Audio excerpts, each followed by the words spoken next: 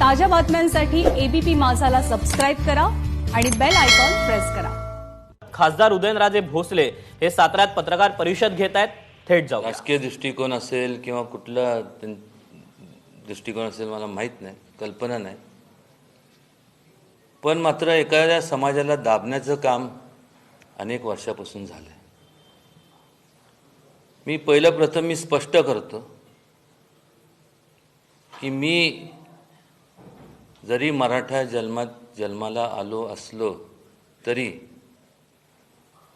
मी आज मराठा म्हणून बोलत नाही। शिवाजी महाराजांचा जो विचार होता त्या विचाराच्या आधार घेऊन जसं जी संकल्पना महाराजांनी मांडली त्या काळात की प्रत्येक समाजाला न्याय मिळाला पाहिजे, त्याच भूमिकेतनं काय मुद्दे ह्या ठिकाणी मला सर्व वेगवेगळे बरेचसे म्हणजे मला वाटतं सर्व नॅशनल आणि स्टेट लेवलची प्रेसचे सगळे माईक्स ह्या ठिकाणी दिसतात। आपल्या सर्वांचं तर प्रथम मी स्वागत करतो आणि काय गोष्टींचं उलगडा झालं पाहिजे तो याच्याकरता, कारण की तुम्ही आम्ही जवळपास सर्व एकाच वयाचे आहोत। वय थोडंफार कमी जास्त असू शकतं पण साधारण एका जनरेशनचे आहोत। त्यामुळे मी व्यक्तिशः माझ्या वतीने नाही तर आपल्या जनरेशनच्या वतीने मला आपल्या अगोदरची जी पिढी आहे जे राजकारणात होते त्या सर्वांना मला हा प्रश्न विचारायचा आहे की हा प्रश्न तुम्ही प्रलंबित का ठेवला। मला जर विचारलं तर हा प्रश्न जाणीवपूर्वक प्रलंबित ठेवला, फक्त राजकारणच झालं। ह्याच्यावरती आजपर्यंत ना कोणी खुलासा केला। वास्तविकरित्या ह्या सर्व लोकांना आपल्यापेक्षा आपल्या अगोदरच्या पिढीच्या लोकांना आपण मतदान केलं, त्यामुळे त्यांना प्रश्न विचारायचा आपला अधिकार आहे, आपला हक्क आहे। आपला म्हणजे माझा एकट्याचा नाही, सर्वांचा महाराष्ट्रातला, की असं का। कारण की जोपर्यंत आपण मुळापर्यंत जात नाही तोपर्यंत हा प्रश्न आरक्षणाचा मार्गी लागणार नाही। मग त्या ठिकाणी आता लिहिलं असेल किती दिवस मागायचं आता हिसकवायचं। आपण हेच करणार आहोत का। आपल्याला ज्यावेळेस मोठ्या प्रमाणात ते मराठा मोर्चे निघाले त्यात कुठेही हिंसा घडलेली दिसली नाही, पण किती दिवस तुम्ही ह्या मराठा समाजाचा अंत बघणार आहात। ठीक आहे, तुम्ही नाही केलं, पण त्याचं उत्तर तरी दिलं पाहिजे का नाही। कारण की उद्या आपल्या सगळ्यांची पुढची पिढी आहे ती जेव्हा आपल्याला जाब विचारेल कुठल्या तोंडाने, शर्मेने लाज घालावी लागेल।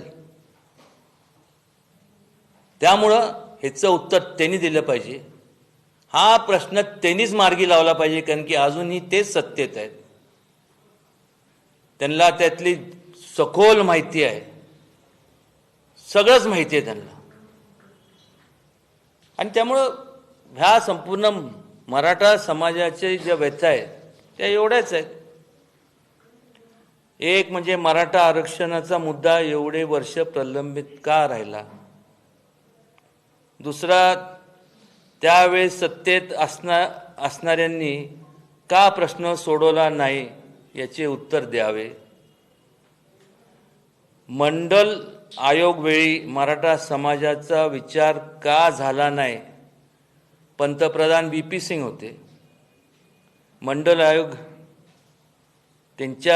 ते जेव्हा पंतप्रधान असतानाच मंडल आयोग लागू केला। ऑगस्ट मला वाटते 90 साली आणि हा महिना ऑगस्ट सप्टेंबर असेल, त्यावेळेस प्रत्येक समाजाला आरक्षण देण्यात आलं. पण मात्र मराठा समाजाचं सोयीप्रमाणे, सोय हा शब्द नीट आहे का, सोयीप्रमाणे मराठा समाजाचा विसर पडला. असं का झालं? त्यावेळेस वास्तविक आपण जर पाहिलं, हा स्टेट इश्यू आहे. ह्याच्यात संपूर्ण पुढाकार जर घ्यायला हवा होता तो राज्याने घ्यायला पाहिजे होता. त्यामुळं त्यावेळेसचे मुख्यमंत्री जे कोण असतील, त्यावेळेसचे संपूर्ण मंत्रिमंडळाचे सदस्य असतील, ह्यांनी का ह्याच्यावर हा म्हणजे त्यांनी ह्याच्यावर भाष्य करणं गरजेचं आहे. ही सगळ्या मराठा समाजातल्या तरुणांची मागणी आहे. कळू द्या ना एकदा की का झालं नाही. इतरांचं अधिकार कमी करा असं मराठा समाज कधीच म्हणाला नाही. त्यांचं जो त्यांना न्याय मिळाला, त्यांना दिला गेलाय तो योग्यच आहे. पण मराठा समाजाचं एवढंच मागणी आहे, तर प्रत्येकाला न्याय, तर आमच्यावर अन्याय का? आणि ज्यांनी अन्याय केला ते सत्तेत होते, त्यांनी त्याचं उत्तर देणं गरजेचं आहे. विषयांतर करून विषय चालत नाही. मला आजपर्यंत समजलं नाही की एखादा मराठा मोर्चा निघाला की त्याला काउंटर करायला वेगवेगळे मोर्चाला असं हीच लोक प्रोत्साहन करतात की तुम्ही पण करा, तुमच्यावर गदा येणार. मग आमचं कोणाचंच म्हणणं नाही की त्यांचे अधिकार काढून घ्या, त्यांना दिले ते तसेच ठाम राहिले पाहिजे, पण ह्यांना तरी द्या. काय म्हणजे ह्यांनी काय मराठा समाजाने असं काय पाप केलंय? मी सुद्धा विचार करतो की सगळ्यांना जर तुम्ही द्यायचं नव्हतं तर कोणालाच द्यायचं नव्हतं, आणि तुम्ही सगळ्यांना देताय आणि ह्या समाजाला वगळताय का? लोकांना आता मला सांगा, आज या ठिकाणी वेगवेगळ्या जातीतले लोक आहेत. शिवाजी महाराजांनी त्यावेळेस मुद्दा काय मांडला होता की सर्व धर्म समभाव. आज सगळ्यात मोठं पाप ह्या लोकांनी काय केलं असेल तर जाती तेढ निर्माण करायचं काम केलं. आज सगळे जाती धर्मातले लोक एकत्र एकजूटपणे राहिले पाहिजे. आज मला सांगा की जर मराठा समाजाला त्यांना न्याय मिळाला नाही तर त्यांच्या मनात ती भावना राहणार ना, आपल्यावरती अन्याय झाला. आणि हे सारखं जे ती दरार म्हणा किंवा ती जी फूट आहे ती वाढत जाणार. कशा करता? काय कारण आहे? मग ह्या लोकांनी एवढं पाप करायचं काय कारण होतं का? उत्तर तर देणार नाही. पण मात्र असं संपूर्ण विचारवंतांच्या माध्यमातून काहीतरी घडून आणणार. बेसिक फॅक्ट्स आहे. आजपर्यंत कोणी बोलायला गेलं, बोलत का नव्हतं तर कुठेतरी आपल्यावरती गदा येईल, आपल्या कोणतरी नोकरीत असतं किंवा माझ्यावरती काहीतरी हे संपूर्ण कारस्थान रचतील म्हणून लोक बोलत नव्हते. आज ती परिस्थिती राहिलेली नाही. आज माझं कळकळीची विनंती आहे, लोकसभा, राज्यसभा, विधानसभा, विधान परिषद हे सर्वजण ह्यात जेवढे मराठा समाजाचे पक्ष विरहित मी म्हणतो, जेवढे मराठा समाजाचे आमदार खासदार आहेत आणि मराठा समाजा व्यतिरिक्त जे आमदार खासदार आहेत, ह्या प्रत्येकाची नैतिक जबाबदारी आहे एक लोकप्रतिनिधी म्हणून. कारण मराठा समाज चे आमदार खासदार एवढ्यांचीच जबाबदारी नाही आहे हा प्रश्न सोडवण्याकरता किंवा मार्गी लावण्याकरता. पण बाकीचे जे समाजातले जे लोक आहेत त्यांची पण जबाबदारी ह्याच्याकरता आहे, कारण की त्यांच्या पण मतदारसंघामध्ये मराठा समाजाचे लोक आहेत आणि त्या समाजातल्या लोकांनी तुम्हाला तुमचे मतदार या नात्याने मतदान केलंय आणि एक मॉरल रिस्पॉन्सिबिलिटी म्हणून, एक नैतिकदृष्ट्या हे सोडवणं गरजेचं आहे, नाही तर फार मोठा अनर्थ होईल आणि ह्याला जबाबदार ही सगळे असतील. त्याचबरोबर आपल्याला माहीत आहे की हे जे आता परीक्षेच्या संदर्भात बोललं जातं, ठीक आहे, करोनाचं सावट आहे, पण ज्या वेळेस परीक्षा तुम्ही घ्याल त्यावेळेस मराठा आरक्षणाच्या जागा बाजूला काढून मग परीक्षा घ्या. आरक्षणाचा ज्यावेळेस निकाल लागल, आणि तो लागणारच आहे, आज तसं जर झालं नाही तर न्यायव्यवस्थेकडं आम्ही ज्या आशेने बघतो त्या न्यायव्यवस्थेकडं मग आमचा मराठा समाजाचा विरस होईल. पण न्याय मागायचं तर कोणाला मागायचं आणि कधी न्याय मिळणार? 1, 2, 3, 4 किती 2 तपपेक्षा जास्त निघून गेले, प्रश्न प्रलंबित आहे. आणि मग असं असताना मग जर हे लोक म्हणत असतील की मराठ्यांचे आम्ही कैवारी आहोत, मराठा स्ट्रॉंग मॅन, हे कितपत मला सांगा ना, ही उपमा कितपत लागू होती?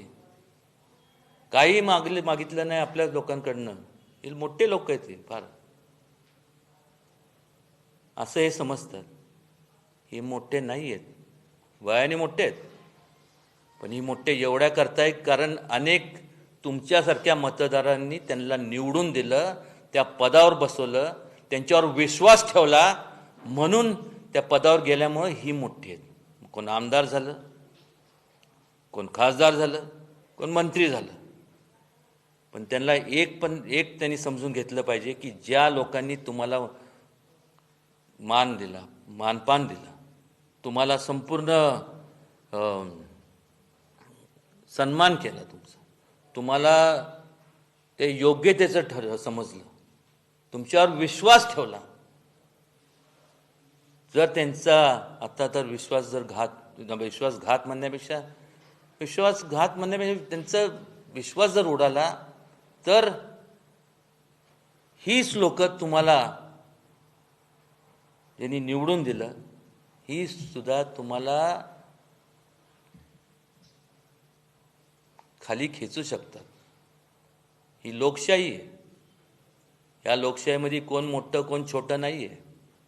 वयाचा आदर तर असणारच आहे, तो नेहमीच आहे, पण निदान तरुणांचं एवढा प्रश्नाचं उत्तर तर देणं गरजेचं आहे. आणि मला एक समजत नाही, साधं इथलं आपलं कुठलं कोर्ट म्हणतात, इथलं आपलं सातारचं डिस्ट्रिक्ट कोर्ट ना, डिस्ट्रिक्ट कोर्टच्या लेवलचं कोर्ट, तिथं पण तारीख मिळते का नाही? काहीतरी तारीख देतात ना, महिन्याची, 15 दिवसाची, जे काय असेल. सेशन कोर्टची तीच परिस्थिती, हायकोर्टची तीच परिस्थिती. मग सुप्रीम कोर्टची काय वेगळी पद्धत आहे का मला माहीत नाही. सर्वोच्च न्यायालय त्यांनी तारीख दिली, तारीख माहीत आहे, आणि त्या तारखेला राज्य शासनाच्या वतीने दिलेला वकील, महाराष्ट्र राज्य शासनाचा, तो हजर राहत नाही. ज्या वकिलाला तुम्ही फीज देता, कोणाचे लोकांचेच ना, तुमचेच पैसे, करापोटी टॅक्सपोटी तुमच्याकडनं वसूल केलेल्या पैशावरतीच हे शासन चालतं आणि केंद्र शासन चालतं, हे जग त्याच्यावर चालतं. तुम्ही हजर राहत नाही. एवढं म्हणजे ज्या आता सुप्रीम कोर्टचे वकील म्हणजे हायली लर्नेड, सगळे बॅरिस्टर असल्या लेवलचे वकील, तुम्ही हजर राहत नाही. त्याच्यावर काय उत्तर नाही. जे ज्या कमिटीची ह्या संपूर्ण आरक्षणाच्या संदर्भाची कमिटीची मला वाटतं जे तिथं ज्यांची नेमणूक झाली होती त्यांनी सुद्धा काय खुलासा केला नाही. नाव घेऊन मी कोणाला मोठं करणार नाही की कारण की ह्या सगळेच दोषी आहेत. एक बोट आपण जेव्हा दुसऱ्याकडे दाखवतो 3 बोटं आपल्याकडे असतात. तर मग बोटं दाखवायच्या तर म्हणजे सगळ्यांनी बंद करावेत. करायचं तर हो म्हणा, नाही तर लोक यांनाच मग सांगतो रस्त्याने नाही घरातनं बाहेर निघून देणार नाही. करोना आहे म्हणून आपले लोक शांत आहेत.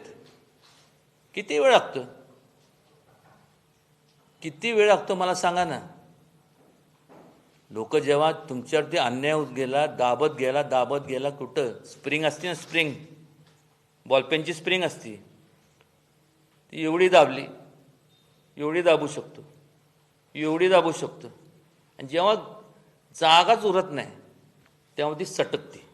त्याला रिकॉईल म्हणतो. रिकॉईल तर होणारच. ॲक्शनला रिॲक्शन होणार. का नाही होणार? आणि कोण थांबवणार? आणि तो उद्रेक घडला तर ह्याला जबाबदार कोण? जे नुकसान होणार, कशाचं पण नुकसान झालं, जी मानहानी होणार, जे काय होईल याला ही लोक जबाबदार असणार आहेत. निवडणुका येतात, प्रत्येक निवडणुकीत आश्वासन द्यायचं, करणार, झाल्यात जमाय काय कधी, आणि नावं ठेवायचे दुसऱ्याला. नावं ठेवताना एक मगाशी म्हणलं ना, तर समजा तुमच्या बी कोणाला नाव ठेवलं की बाबा ह्याने असं केलं, 3 बोटं माझ्याकडे आहेत ना. अहो निदान थोडी तरी जनाची नाही मनाची ह्या लोकांनी लाज दाखवली पाहिजे का? प्रत्येक ठिकाणी जात जात जात जात जात जात जातीचं राजकारण करायचं असेल ना तर मेहरबानी करून राजीनामा द्या आणि घरी बसा. जातीमध्ये तेढ निर्माण करू नका. हा ह्या पक्षाचा तो त्या जातीचा. किती दिवस चालणार आहे? काहीतरी इश्यू बेस्ड पॉलिटिक्स होणार आहे का नाही?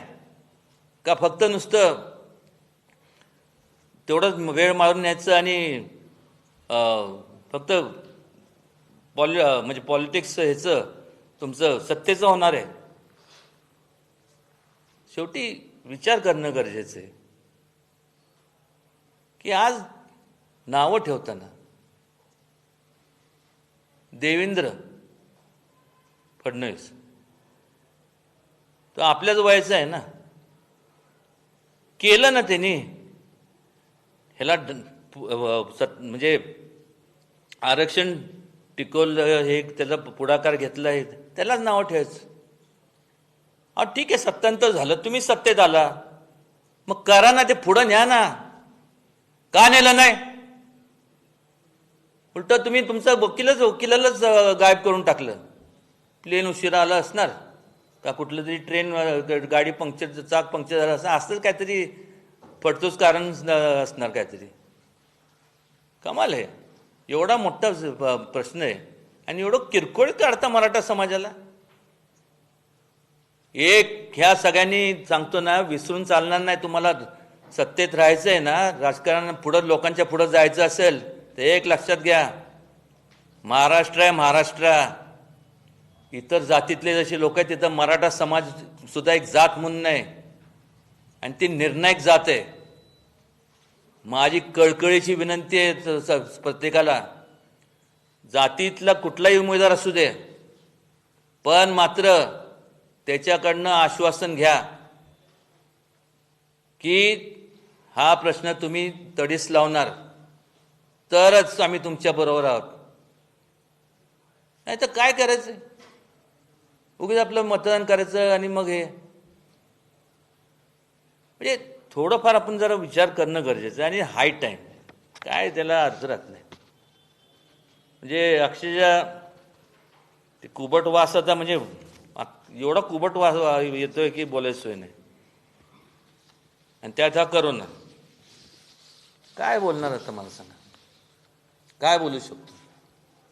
तुम्ही तरी मला काय प्रश्न विचारणार ज्या प्रश्नाचं उत्तर मला काय माहीत नाही?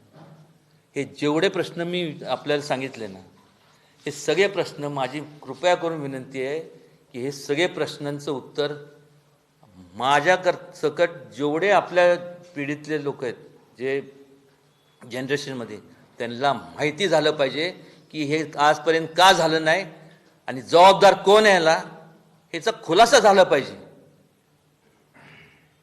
त्या संबंधित लोकांना आपण जाऊन विचारावं अशी हात जोडून कळकळीची विनंती आहे.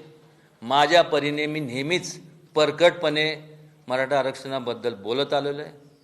त्यात दुमत नाही आहे. एकही शब्द इकडं तिकडं मी करत नाही. जे बोलतो ते स्पष्ट बोलतो. इतर कुठल्याही समाजावरती जरी अन्याय झाला त्यांची सुद्धा बाजू तितक्याच तीव्रतेने मांडत आलेलो आहे, काही असू दे. आणि त्यामुळं संपूर्ण ह्या लोकशाहीचा चौथा स्तंभ म्हणजे तुम्ही आहात. मी बोलणार ते फक्त इथं तुम्ही जेवढे मोजके आहात तुमच्यापर्यंत तुम्हाला माहिती आहे मी काय बोललो आपल्याशी. पण तुमच्या माध्यमातून आज लाखो लोकांना, आज तर तुमचे चॅनल तर सगळीकडे आहेत म्हणजे वर्ल्ड वाईड आहे, पण महाराष्ट्रात तर हा संपूर्ण आणि सगळीकडेच दिसणार आहे. आणि मी कळकळीची हात जोडून विनंती करतो पुन्हा एकदा, कुठल्याही समाजातल्या लोकांनी गैरसमज करून घेऊ नये. सर्व समाजला मी समान मानतो, पण मात्र जसं इतर समाजातल्या लोकांना न्याय मिळाला, त्यांचा आरक्षणाला कुठलाही धक्का लागता कामा नये, त्याचप्रमाणे जे असेल ते बसून एकदा मराठा समाजाला न्याय मिळाला पाहिजे ही ह्या भूमिकेशी मी आणि आम्ही सगळे ठाम आहोत. आपण इथं आलात आणि त्यामुळं आपलं खरंच मी आभार मानतो. धन्यवाद. तुम्ही आता म्हणलं की नाव घेणार नाही कोण असं. महाराष्ट्राच्या राजकारणामध्ये 40 वर्ष ज्यांनी सत्ता भोगली आणि मराठ्यांचं पुढारपण केलं असं म्हटलं जातं, त्या लोकांनीच मराठा समाज नुकसान केलं असं म्हणायचं आहे तुम्हाला. मग आता काय त्यातनं काय निष्पन्न होतं? तेच आहे ना, तेच होतं ना. बघा ना, घ्या ना यादी आहे, लांब लचक यादी आहे, करायला पाहिजे होतं ना. आणि नेमके चान्स कधी होता? मंडल आयोगच्या वेळेस चान्स होता का नव्हतं मला सांगा. सगळ्यांना दे. यांनी तुम्ही यादीच नाही पाठवली तर कसं? त्यावेळेस समाज झाला असता. आज हा प्रश्न आधी पत्रकार परिषद घ्यायची वेळ आली नसती ना. दुसरी गोष्ट की मराठा समाजाच्या प्रश्नावरती चर्चा खूप होत आहे, आपल्याकडून ऍक्शन काय राहणार? ॲक्शन काय करणार मला सांगा. ॲक्शन करायला गेलं तर हाणून पाडली जाते, प्रत्येक जणाला मग दबाव टाकला जातो. ही परिस्थिती आहे, ही वस्तुस्थिती आहे. कोण उघडपणे बोलणार नाही. काय करणार तुम्ही? केंद्रामध्ये आपलं सरकार आहे. जे मोर्चे निघाले ते सगळे शांततेच्या मार्गाने निघाले, कुठलीही हिंसा झाली नाही. पण आता पाठीमागे दिलेले आहे, तुम्ही जे म्हणलाय की किती दिवस मागायचं आता निघवायचं. होणारच ना. तुमच्यावरती अन्याय जर झाला तुम्ही गप किती दिवस? आता गप बसले ना. उद्या समजा तुम्हाला समजा एखाद्या तुमच्या मुलाला जर अन्याय होत असेल किंवा तुमच्या बहिणीला भावाला, काय करणार? तुम्हाला चीड येणार नाही का मला सांगा. आणि त्याला त्या शेवटी भावना असतात, दाबून फार का आपण ठेवू शकत नाही. तुम्ही आधीच्या पिढीवरला सगळे प्रश्न विचारताय. आधीच्या पिढीचं नेतृत्व आहे या महाराष्ट्रातलं. अजूनही म्हटलं जातं की शरद पवार महाराष्ट्रातले, तर हा सगळा रोग त्यांच्याकडे आहे, नाराजी सगळ्यांवर आहे, सगळ्यांवर. No exception. काय केलं त्यांनी सांगू द्या. सगळ्यांना हा प्रश्न विचारा तुम्ही, जे मी प्रश्न विचारलेत देऊ द्या की बघा ना. त्यांच्या तरी एक वाच्यता आहे का? आणि ते सगळे म्हणणं आमच्यावर दबाव होता. विचारा की कोणाचा दबाव होता? माझा नव्हता. बरोबर, बरोबर आहे ना. आम्ही आमच्या परीने करतोच आहे. पण तुम्ही शेवटी कसं आहे एक लक्षात घ्या, तुम्ही वकील पण हजर ठेवत नाही, त्याला सुद्धा दाबून टाकता प्रत्येक ठिकाणी. तुम्ही पुढं येते म्हणजे आमच्या खांद्यावर बंदूक ठेवा. तुम्ही आहे की बंदूक हातात? ते नाही करणार कोणी.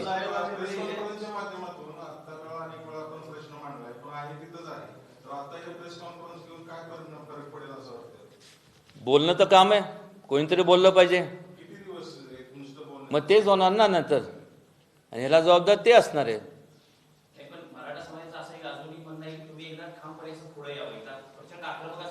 अहो आक्रमक काय करणार मला सांगा. हीच आत टाकणार सगळ्यांना. आजपर्यंत आंदोलनं मोडकळीत कशी निघाले तुम्हाला पण माहिती आहे, मी पण जवळनं बघितलेत. मराठा समाज नाही, कोणी आज जायला घाबरत नाही असं आहे. पण त्यातनं प्रश्नाचा मार्ग निघणार आहे का? प्रश्न ते हे किती लोकांना जे गेले आज त्यांना किती कारण नसताना दामटून ठेवलं, अशी किती उदाहरणं आहेत. हा प्रश्न आता महाराज निकाली निघाला नाही तर आपण महाराष्ट्रभर या समाजाचं नेतृत्व करून बाहेर पडणार का? करावंच लागेल ना. दुसरं म्हणजे तुम्ही म्हणाला की मराठा समाजाला बसून चर्चा करा. ही चर्चा करताना तुम्ही हे नेतृत्व घेऊन पुढे होणार का? चर्चा कशा पद्धतीने यायचं? कारण प्रत्येकाला हेच मुद्दे सांगितलेत ना, त्यांच्याकडनं पहिले या मुद्द्यांचं तुम्ही प्रश्नाचं उत्तर देऊ दे ना. मग त्यांना बघतो ना त्यांच्या सगळ्यांकडं, त्यांनी उत्तर दिले की त्यांना उत्तर द्यायला जागा नाही आहे. लक्षात घ्या, त्यांना करावंच लागणार आहे ते, नाही तर उघडे पडतील हे सगळे लोक. These are facts. I am talking of facts. नुसतं आपलं हवेत गोळीबार करत नाही. त्यांनी का केलं नाही आणि सहज शक्य आहे आता. मराठा संघटना अनेक वेळा रस्त्यावर उतरल्या, आता बैठका होतात, मेळावे होतात, त्या मेळाव्यांना तुम्ही जात नाहीये किंवा त्या बैठकांना तुम्ही जात नाही, त्यांचे विचार पटत नाहीत का? तुम्ही वेगळा विचार घेऊन पुढे जाणार आहे? हे बघा, त्यांचे विचार पटत नाही अशातला भाग नाही, त्या सगळ्यांचे विचार पटतात. पण आता काय झालंय की ह्यांनी सोयप्रमाणे आहे ना, वेगवेगळे संघटनेमध्ये पण सुद्धा असं वेगवेगळं हे केलंय. आता इथं गेलं तर ह्यांचे विचार वेगळे, तिथं गेलं तर त्यांचे विचार वेगळे. मी माझा विचार जो आज मांडला तो परखडपणे मांडलेला विचार आहे. आजपर्यंत ह्या कुठल्या ह्याच्यात एवढा परखडपणे विचार मांडला गेला होता का? मंडल आयोगाचा विषय कोणी घेतला होता का? मला सांगा. हे प्रश्न तुम्ही मेहरबानी करून आमच्या म्हणजे ह्या पिढींवरती, ह्या जनरेशनवरती फार मोठी मेहरबानी आहे. Really it will be God's gift from all of y'all. मंडळ आयोगावेळी शरद पवार साहेब मुख्यमंत्री होते, त्यांनी हा विषय लावून धरला नाही असं म्हणायचं. आता त्याचा अर्थ तोच होता ना. मग त्यांनी उत्तर दिलं पाहिजे ना. जे कोण हे बघा, जे पदावरती आहेत त्यांच्या वतीने मी उत्तर का देऊ? मला तुम्ही काय एखादा प्रश्न विचारला त्याचं मी उत्तर देऊ शकतो. जे कोण असतील त्यावेळेस ते असतील तर त्यांनी द्यावं, त्याच्या अगोदर दुसरं कोण असतील ते त्यांनी द्यावं. मराठा समाजाचा फक्त मतासाठीच वापर केला गेला असं निष्पन्न होतंय. मग तसंच आहे ना. अजून काय? मराठा समाज प्रश्नावरती महाराष्ट्र सरकार बरखास्त करावं अशी मागणी करणार. मराठा समाज प्रश्नावरती महाराष्ट्र सरकार बरखास्त करावं अशी मागणी करणार. बरखास्त होत नाही हो. केंद्रात आपलं सरकार कसं बरखास्त करणार? त्या भाषे मुद्द्यावरती होऊ शकत नाही. कसं होणार मला सांगा. महाराज तुम्ही नेतृत्व करणार म्हणताय, जे विखुरलेले आता विविध संघटना वेगवेगळ्या दिशेला सोडल्या, तुम्ही हे करा फक्त राहुल, एक माझी भूमिका मी काय करायचं ते मी तुम्हाला नंतर सांगेन. पहिलं तुमची भूमिका काय असणार आहे तेवढी मला सांगा. तुम्ही हे प्रश्न त्यांना विचारणार आहात का नाही? का असंच एखादी अशी प्रेस कॉन्फरन्स झाली संपली? हे प्रश्न विचारा, मग तुम्हाला त्यांच्याकडनं खरं खोटं काय कळेल आणि त्याच्यावर मग मी प्रेस घेतो आणि मग सांगतो काय करणार आहे. त्या विखुरलेल्या ह्याचा आधार घेते ना सरकार, असं म्हणाल काय अर्थ? 40 वर्ष एखाद्या समाजाला कामच करायचं नाही त्याचं, याचा उद्देश आपल्या भागात तो समाज राहायला पाहिजे असा काही आहे किंवा वेगळं काय वाटतं? काय माहित आता काय त्यांचं काय, तर प्रत्येकाची विचार वेगळे असतात. कदाचित आपल्यावरती अवलंबून ठेवायचं आणि आश्वासन द्यायचं आणि त्याच्यावरती खेळवायचं असं सुद्धा असू शकतं. एनिथिंग महाराज साहेब, शरद पवार स्वतः आजही सत्तेत आहेत, आजही त्यांचे करू शकतात. सरकार आहे आणि ते म्हणतात उदयनराजेंनी संभाजीराजेंनी प्रश्न हो. सोडवा. हा काय प्रकार आहे हे काय समजत नाही लोकांना. काय आता काय मग करायचा त्या पदावरती, मग संभाजीराजेंची नेमणूक करा, मग मुख्यमंत्री म्हणून करून टाका. ते प्रश्न सोडवत हो करून टाका. नाही माझी काय नाही, मला काही पदावरती काही इंटरेस्ट नाही. ते म्हणतात आहे ना, करा की मग करा. तुम्ही शरद पवारांशी या मुद्द्यावरती चर्चा करणार. काय चर्चा करून काय उपयोग आहे? काय चर्चा करून काय निष्पन्न होणार असेल तर चर्चा करू ना. पहिलं तुम्ही ह्यांचे प्रश्नाचे उत्तर त्यांना विचारा तरी, ह्या सगळ्यांना, केवळ शरद पवार कशाला, सगळे जेवढे आतापर्यंत आहेत सगळ्यांना विचारा ना तुम्ही. पण या गेल्या 15-20 वर्षाचा कालखंड जर पाहिला तर शरद पवारांच्या व्यतिरिक्त देखील अन्य मराठा समाजातले काही मुख्यमंत्री झाले, पण त्यांची भूमिका सुद्धा शरद पवारांच्या सारखीच मराठा समाजावर अन्याय करण्यासारखी होती का? आता सगळ्यात वडीलधारी तेच आहे म्हणल्यानंतर काय ते सांगणार शेवटी ते आपण घरातले जो वडील असतो त्यालाच सल्ला विचारतो ना का नाही का धाकट्याला विचारतो मी आता विनोदला हे विचारू का माझ्यापेक्षा वयाने लहान आहे वयस्कर असतो त्याचा अनुभव जास्त असतो त्यांनाच मराठा समाजातल्या आमदारांची काय भूमिका असेल काय असावी आरक्षण त्यांनी लढावं मराठा समाजाचे आमदार खासदार आणि केवळ मराठा समाज नाही तर सगळे आमदारांनी खासदारांची ती नैतिक जबाबदारी आहे तुम्ही लोकप्रतिनिधी आहात तुमच्या मतदारसंघात सुद्धा मराठा समाज आहे केवळ एका समाजाचे तुम्ही रिप्रेझेंटेटिव्ह म्हणून तुम्ही आमदार खासदार आणि खासदार असू म्हणून तुम्ही स्वतःला घोषित करू शकत नाही प्रत्येक समाजाने तुम्हाला दिले माळी समाज आहे धनगर समाज आहे मग मुस्लिम समाज आहे युआर रिप्रेझेंटेटिव्ह आणि त्याचबरोबर मराठा समाजाचे पण तुम्ही रिप्रेझेंटेटिव्ह आहात प्रतिनिधी आहात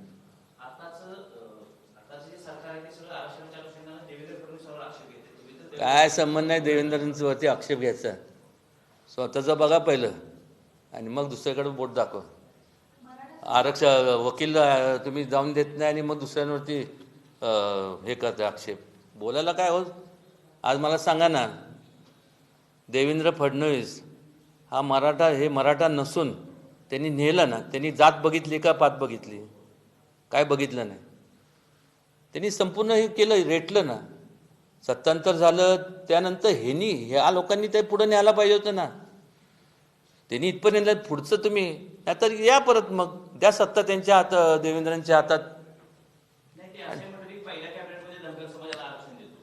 एक लक्षात या ते काय म्हणाले मला माहित नाही तुम्ही देवेंद्रांच्या हातात सत्ता द्या आरक्षण तुम्हाला मिळून द्यायची जबाबदारी मी त्यांच्याकडनं आरक्षण तुम्हाला मिळवून देतो बस द्या आता त्यांच्या हातात सत्ता मिळणारच आहे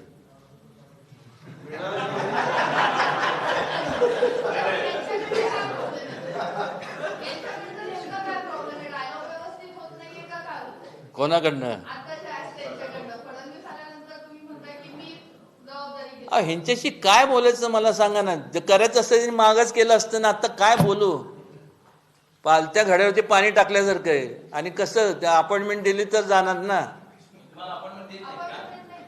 मला तर अपॉइंटमेंटची गरजच लागत नाही पण बोलायचं असतं अपॉइंटमेंट दिलं नाही म्हणजे काय चेष्टा आहे उदयनराजे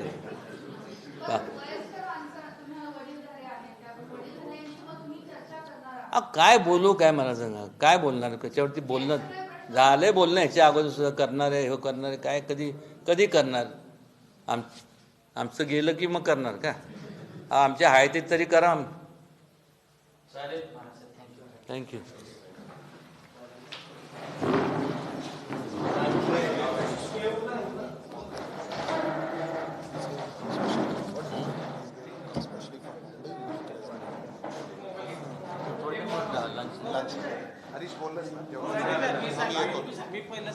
बरं सर्वांना विनंती आहे महाराज काय बोलतायत विनंती आपल्याला की ह्याच्यानंतर मी पण असणार आहे स्नेहभोजन आहे लेकवीला आपण प्लीज सगळ्यांनी तिथं उपस्थित राहा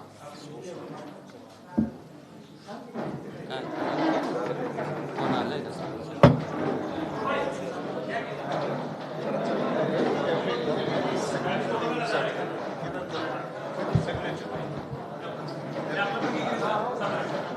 सोयीप्रमाणे विसर पडल्याचं म्हटलेलं आहे आणि उदयनराजेंनी पवारांवर सुद्धा निशाणा साधलेला आहे ज्यांनी अन्याय केला ते सत्तेत होते असं म्हणत त्यांनी यावेळेला देवेंद्र फडणवीसांचं कौतुक सुद्धा केलेलं आहे फडणवीसांनी आरक्षण दिलं पण ते तुम्ही पुढे का नेलं नाही असं म्हणत त्यांनी राज्य सरकारवर सुद्धा ताशेरे ओढलेले आहेत देवेंद्र फडणवीसांच्या हाती सत्ता द्या मी तुम्हाला आरक्षण मिळवून देईल असं देखील उदयनराजेंनी या पत्रकार परिषदेमध्ये म्हटलेलं आहे शिवाय परीक्षा घेताना मराठा समाजाच्या जागा बाजूला काढून परीक्षा घ्यावी अशी मागणी सुद्धा उदयनराजे भोसले यांनी केलेली आहे मंडल आयोगाच्या वेळी मराठा समाजाचा विचार का झाला नाही असं देखील त्यांनी म्हटलंय शरद पवारांची चर्चा करून काही निष्पन्न होणार नाही चर्चा करून मार्ग निघणार असेल तरच चर्चा करावी असं देखील म्हणत त्यांनी शरद पवारांवर सुद्धा निशाणा साधलेला आहे टीका केलेली आहे टोला लगावलाय मराठा स्ट्रॉंगमॅन ही उपमा किती दिवस द्यायची असं म्हणत त्यांनी शरद पवारांवर थेट निशाणा साधलाय दिग्गज आहात पण आता मान ठेवा असं देखील उदयनराजे यांनी म्हटलेलं आहे. मराठा आरक्षणाचा प्रश्न प्रलंबित का ठेवला असा प्रश्न सुद्धा उदयनराजे यांनी या पत्रकार परिषदेतून विचारलेला आहे. विश्वासघात झाला की लोक तुम्हाला खाली खेचतील असं म्हणत त्यांनी पवारांवर सुद्धा बोट ठेवलेलं आहे.